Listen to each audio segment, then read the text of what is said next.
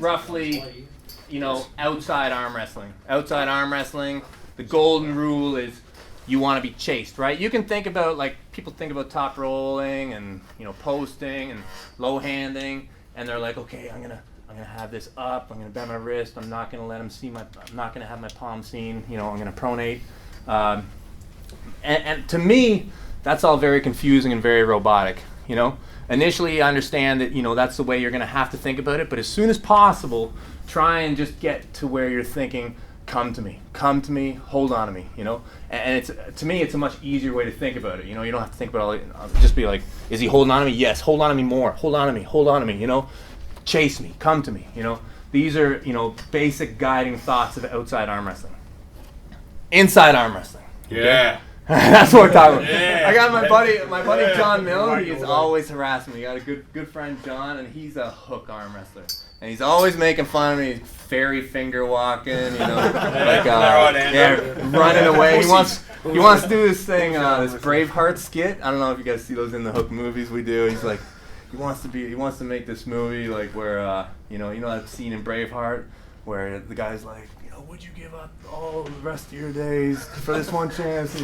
But he wants to make it about hooking. Like would you not come inside? Anyways, so inside arm wrestling, right? It's considered, the real power move. Very rewarding to win in a hook. The power output total is higher, It's more of a strength game. It's going to move it a little bit out of the hand. It's going to bring it down a little bit more into, guys with good biceps, guys with good wrist flexion. Love hooking, okay? Lots of different styles of hooks, okay? Talk about how you set up a hook. What's the mindset for hooking, okay? When you're thinking about hooking, okay, what I think about hooking is first I think that I can't top roll, okay? So I realize I can't top roll, but this is for me, okay? You can decide to hook for whatever reason you want. But what is vital in a hook, very simple, just this, okay?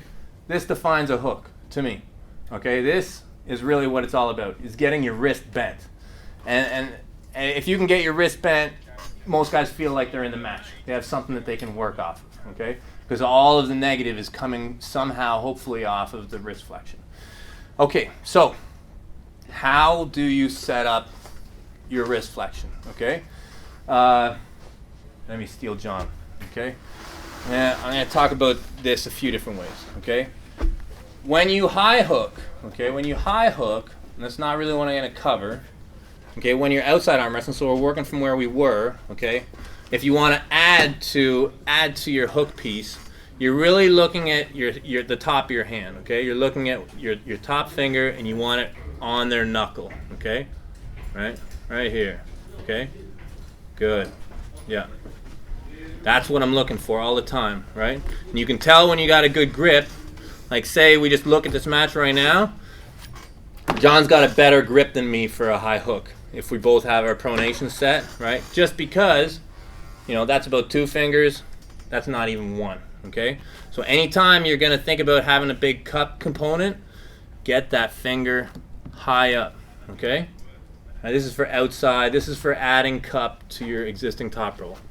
Now I'm going to talk about cup as a lead, okay? Hooking as a lead, right? Now with this, my priorities are different. What I'm thinking about is I'm thinking about that dude's bicep. That's where my thought lies. My thought lies in controlling the center of the table. My thought lies in the commitment of my shoulder, okay? I want more commitment than my opponent. I want to have more of my body over that match than my opponent. I want to be on his bicep and on his rotation. All I care about is the bending of my wrist above anything else. I want him to run from me, okay? When you talk about the center of arm wrestling, I want him to run down this outside path and just keep running away from me. That's what my goal is, okay? So I'm going to crowd the center of the table. I don't care about my thumb anymore. Remember how we talked about this ridge and how so important it is and elevating it all the time? This ridge is how you reach a person's fingers, okay? I don't care about pronation right now, okay? It's not in my focus. My focus is on making him see his palm, and I'll give away that, I'll give it away if required. There's different ways I can give it away, and we'll get into that. But the thumb for inside arm wrestling, I don't care about the height of it whatsoever, okay? I bury it. I bury it low, okay? I bury it low to have a high angle, okay?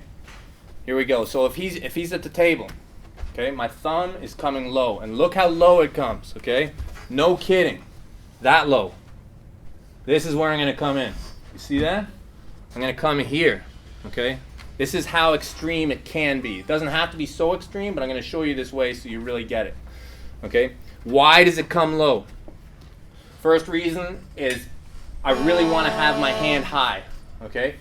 I don't want him to threaten this angle. I want to make sure I have it.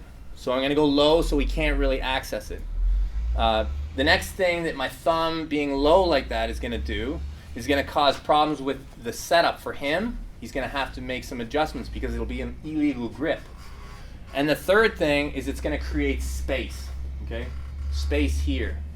What a good top roller wants is he wants to pull into your fingers. He wants to reach your fingers so he can attack your wrist, make your wrist bend back. By coming low, having your angle high, and creating this big space, it's going to take that much time before you can even find your fingers. Hopefully by then, you'll have time to get your bend in. So I come low, okay, and I'm threatening inside to find his bicep. I'm always going to think the angle from my shoulder to my hands is cutting into his arm, okay? Right now this is not good, right? He's cutting into my arm if you draw a line, okay? Right there, we're about even, okay? Now I always want it to be here, okay? I want to threaten, I want to be table boss. I want to control that center so that he cannot properly pull inside, okay? I'm trying to make it so he has to run from me. Because like I said earlier, you cannot pull inside when your arm's separated from your body. You can pull outside, it's great, okay? But if I'm out here, me coming in is a bad news story every time, especially if the other guy's all up on top of it. It's going to be terrible. So, okay, so I'm coming in, thumb is low, angle's high, thinking about that angle, right? Here I am, okay? Good. See how low I am? Okay? See how much space I have? Now what's going on right here is, see the thumb knuckles? Okay? It's an illegal grip. It's an illegal grip, right? So he has to make an adjustment. And the adjustment that he has to make is he either has to come inside against me, that means he has to start committing his body, or he has to start doing a low hand top roll, which is really what I want him to do. Because that will help me find his bicep even more. Right? Come in, low thumb, high angle. Push off a little bit, control the center of the table. Okay? Take my grip. Space. Space here. Lots of space. Right now there's going to be a negotiation piece. Right? Negotiation piece is him having, the referee's going to tell him to see your knuckle. Okay, as he is dropping or whatever he's doing, I'm keeping my high angle, supinate, do that regrip that we were working on, right? And I'm going to regrip up his hand while he is dropping. What this is doing is it's giving me an awesome grip. The whole time I'm keeping that cup right there. That's space. That's space, okay? Low, push, okay? He's got it, I still, there. See that? As he grabs a little bit, I just climb higher up his hand.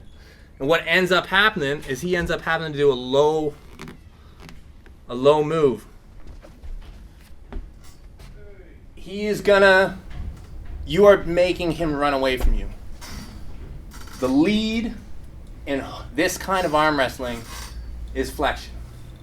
Okay? The lead is bending that wrist, right? And hopefully you've got it set up that he's going to be going away like this, okay?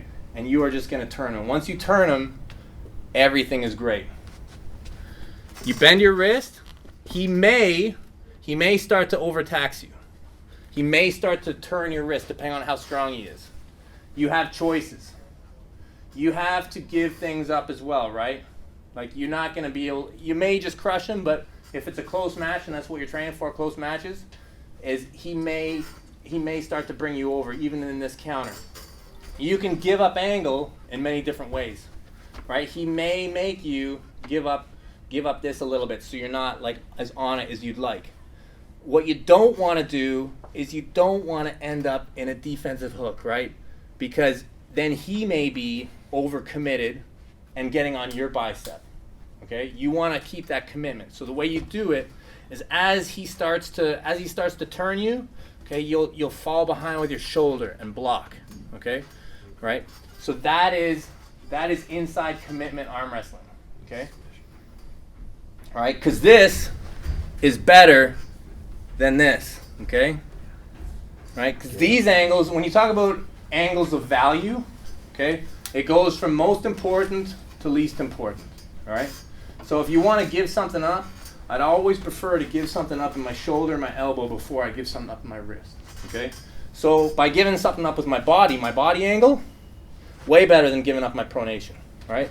So instead of being like this and keeping my body angle, I'll give this up. All right? Right? It's the same effect on the hand. All right? So again, I recognize that I'm not going to top roll this dude. As soon as I grip up and try and run or whatever, he's not having it, and I just know from our past matchups or whatever that this guy, he's got a mega hand, mega top roller. I want him to force it inside. Right? High angle. Keep your high angle. Thumb low, angle high, threaten this way. Threaten this way.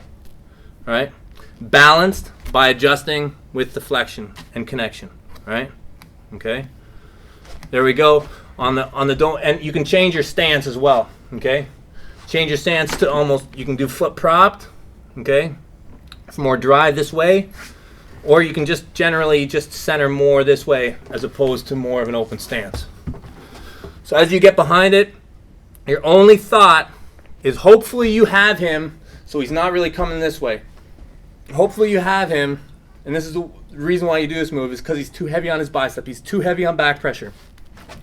That don't move, ready, go, boom, you have that control.